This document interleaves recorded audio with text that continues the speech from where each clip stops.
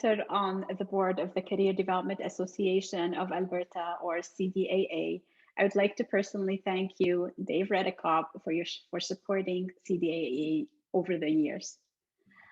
And we were in a board meeting the other day, and we were curious, how long have you been a member with CDAA? And we couldn't come up. Somebody said 20 years, somebody said more than that, somebody said less than that. So right. Do you mind sharing with us how long? Well, I'm hoping nobody goes through the records and find out which years I didn't pay my dues. So, oddly enough, I don't actually know for sure whether I've officially been a member every single year since CDAA was created. I know I was there at the beginning, and I also know I lapsed every once in a while because I forget to pay my dues, or there was a period in my organization's history too where we started doing leadership work because we were helping people do career development, and they go work for somebody who didn't know how to lead, and it was terrible, right? So we got on the leadership side, and we almost ended up not doing career development. We were so busy with leadership. Anyway, but I have been involved in some way, shape, or forms, and sometimes very indirectly with CDAA since it started. And part of the reason for that is I was a member of the Alberta Career Development Action Group, and this is the group that encouraged the creation of CDAA in the first place, and started the an Alberta conference years ago, and set up a whole bunch of things where that was one of our aims, was to have an association formed, and lo and behold, CDAA formed, and it's doing remarkably well. It's great. Well, it's excited to be involved from the beginning, so that's really great. Yeah. And so since you have been involved in it for so long, what can you tell us about a change that you have seen within CDAA, or if you prefer the career development field, that you approve of, or that you say, whoa, like we accomplished that? And I know you're excited about it, association creation, but was there anything else you'd like to share? What I've seen with CDAA, and it is also about the field as a whole, is just taking the whole idea of training, certification, competencies, just much more seriously than certainly when I started in the field. When I started, the reason I started was to help Barry Day and Chris Magnuson in particular develop the first post-degree English language career development training program, and that was in the 80s. And at that time, you could just call yourself an employment person, and you were an employment person. You didn't need any skill training, whatever. And unfortunately, to some degree, that's still true. But because of CDAA and because of CDAA's leadership in sort of getting a national conversation going with all the other associations, I think that's going to change really fast. Like, it's been really slow the last 20 years, right? But it's going to turn on a dime, and you can see it with the competency work that CCDF is doing with all the associations. You can see it with the I always forget what I'm a member, but I can't remember the name of the Council for Career Development, that was initially in a group of all the associations plus some interested parties like me. And then it got bigger. And so what's going to happen is that all of a sudden we will have skills and credentials where when we say we're a career development practitioner, people will start knowing that means something, and that it's backed up by something. And and what I think CDAA has done that's nice, because it was always my worry right from the beginning, was that they haven't made it ridiculously rigid, where there's only one little tiny pathway to that, because that's one of the beauties of our field. You go to an ACDC conference, And you'll meet people with, a master's degree in, public administration, and somebody in anthropology, and somebody else in sociology, and like all these various backgrounds, which is what makes our field so diverse and interesting, right? And so that diversity can still come to CDAA and still be acknowledged, but then there's going to be this kind of core stuff that all of us need to know if we want to call ourselves career development people, right? Or career development practitioners. And that's been really nice to see, because when it started, I was a bit nervous, right? Do we start excluding a whole bunch of people who actually have super interesting backgrounds and experience that they can bring to this work? And I think they're doing a good job.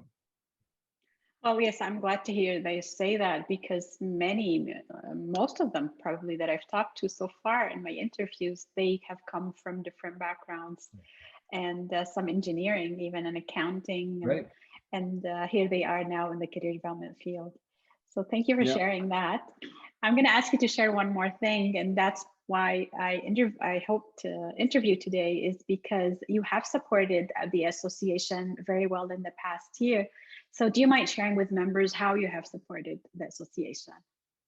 Well, in this past year, what's been great is we've had the opportunity to train. It started out as a much bigger number. It'll be smaller now, but it started out as about 75 caseworkers from First Nation communities across Alberta. And in this go round, we had about 22 nations, and about 75 participants. And due to COVID and that sort of thing, we had to go to a virtual approach. And in doing so, we lost some participants. But we're expecting we'll still have, say 40-ish graduates of this program. But what we built into it, which I'm very pleased about, is the ability to buy everybody a CDAA membership. So all of them who want it will that's built into the funding. They can get paid to be a member. But the other thing is that I'm also very pleased about is anybody who wants to pursue the certified career development practitioner designation, we actually have some funding set aside to help them with that, and then to pay those fees.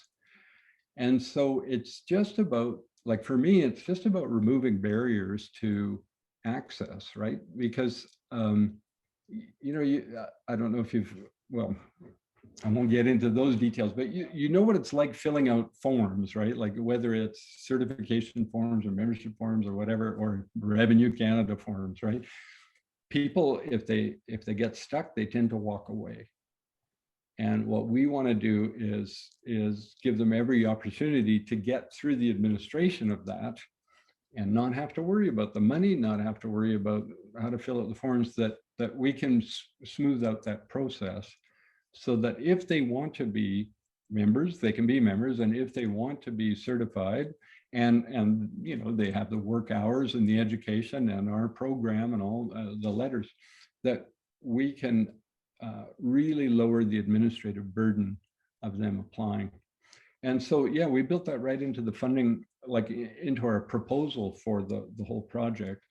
And we're quite excited about that. I haven't checked the numbers lately, but I think we're up to about 25 or 30 people have already signed up, and I'm hoping all 40 or 45 will. And then we're starting a new program in May, and that will have, I'm hoping, another 20 people or so, and then the funding will contribute to them. So yeah, we'll get new members, and I think all but one of them are First Nation members, which would be great for the CDAA, I think. And and just find ways to bring them into the fold in a way, right? And help them, see that we're a pretty open and friendly profession, I would argue. And I've heard this from many people from other professions who've come to our conferences, either to speak or whatever. All of them will say there's a different vibe at a career development conference. People they seem very welcoming, and not cutthroat, and they're not trying to compete with each other. They just want everybody to win, right? That's kind of cool. Absolutely, absolutely. I sense that as well. And thank you so much for increasing the association membership, but also for taking on the initiative and supporting these young people that are probably, couldn't have done it without your support. Yeah, or could have, but wouldn't have, right? And that's the thing. It's not about capability so much. It's just when you're faced with a million pressures, where do you go, right? And you go to the very immediate things. And we're just trying to make it easier so that they can get in. Yeah, it's good. So I'm going to wrap up with what projects or initiative do you think the association could undertake, or that you would like members or encourage members to be involved in? Well, there's one, and this is big ulterior motive speaking here, but one that I think would actually be very good for CDAA and or all its members, and I know it'd be good for me, is we in the whole COVID world, we have this scenario where there's lots of mental health issues presenting themselves and mental illness issues presenting themselves. And the people who need probably the most help, the marginalized, right, do not seek out professional mental health workers, right, the psychologists and psychiatrists. What they will seek out, because they know they have to, are employment practitioners, people in the career development world who help other people get work. And what I would love to do is set up a study where we could train up 100, 200, 300 career development practitioners in Alberta who wouldn't become therapists, none of that sort of thing, but would know, hang on, I've got a client who's come into me, they're vulnerable and they've been experiencing, these ups and downs, depression, anxiety, et cetera. And to help them bolster their mental health, but also make way better connections to the services that are available from a mental illness point of view. Because right now we have this situation where employment people might refer, but there's not a real direct connection. And I think we have a way of actually helping make those direct connections, community by community by community. We just need a little bit of orchestration amongst members, but also some funding to make that happen.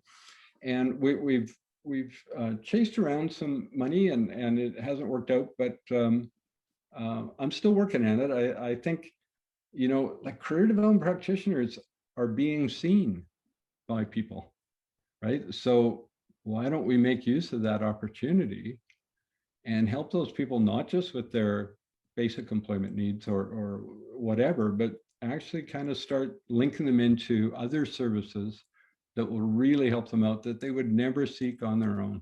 I think it'd be fantastic. That's a great initiative. I'd like to be involved in it, and I know a few who would. So once you're ready, let me know. I'll get some people joining you. Definitely. Thank you for your time today, Dave. I really appreciate your support of CDAA, and wish you continued success in your projects and initiatives. Well, thanks very much, and thanks for having this conversation with me.